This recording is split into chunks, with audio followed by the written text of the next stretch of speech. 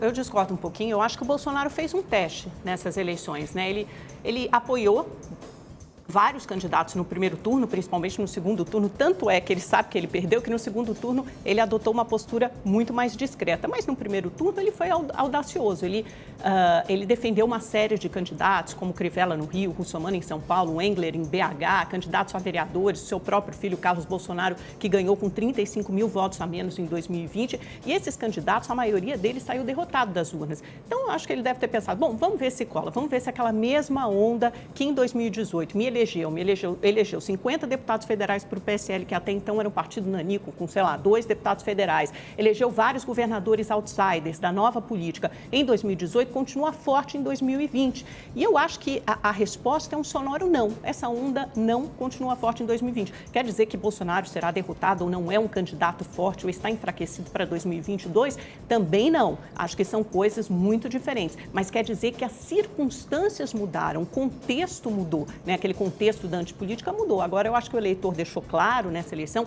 que ele quer boa gestão, tanto que ele reelegeu 9 dos 13 prefeitos e que ele quer uma eleição de resultados. Eu acho que o Bolsonaro será avaliado exatamente por isso em 2022. Ele não será mais um outsider, na verdade ele nunca foi, porque ele já estava quase 30 anos no parlamento, mas ele terá que mostrar uma gestão focada em resultados. Vamos ver como ele chegará em 2022. Eu pego essa carona aqui no seu sonoro não, para quem pergunta o que a eleição de 2020 tem a ver com a eleição de 2022, especialmente com a tentativa ou possibilidade de reeleição do presidente Jair Bolsonaro. Nada, absolutamente nada.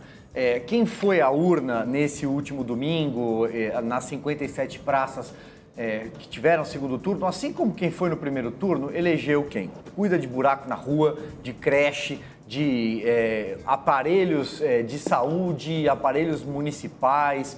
É quem está preocupado com a municipalidade, com a zeladoria da cidade. Não tem nada a ver com ideologia, não tem nada a ver com Jair Bolsonaro. Ah, mas o presidente fez 2, 3, 4 lives, apoiou meia dúzia de candidatos.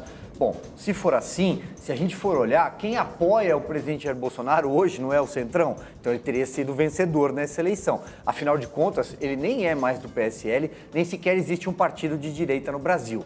Mas, evidentemente que vão dizer, não, a esquerda faturou, a esquerda venceu, a esquerda é a grande derrotada desta eleição, especialmente o PT. E, aliás, a própria esquerda ajudou a derrotar o PT. O PSOL, os meios de esquerda intelectuais, meio de verão ali, o PDT, o PSB, a Rede, esse pessoal, até o PCdoB eu não vou nem considerar muito, esse pessoal está rindo de lado. Olhando o ocaso do lulismo, o lulismo acabou nessa eleição.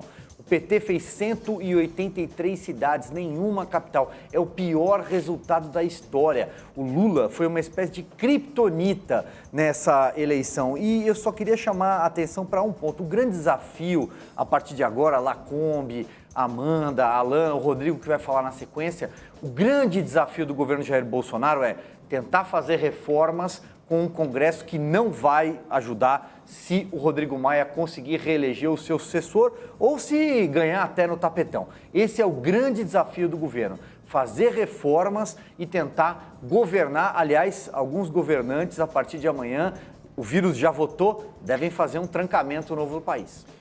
Rodrigo Constantino, acho que fato é, o presidente Jair Bolsonaro precisa logo encontrar um partido, né? Ou Aliança pelo Brasil, se conseguir, PRTB, Republicanos, PTB, ele precisa achar um partido porque fica complicado sem um partido, né? A gente teria uma noção melhor do sucesso ou insucesso dele se ele tivesse realmente já filiado a um novo partido, ainda que ele volte ao PSL. O que você acha?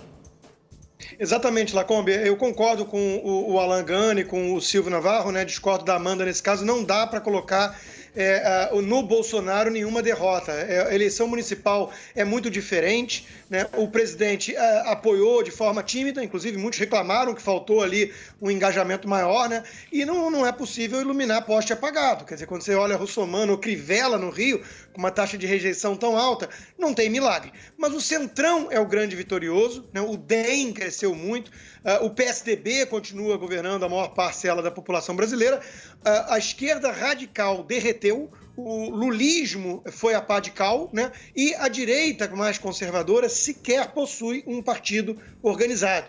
Isso é o quadro que se configura.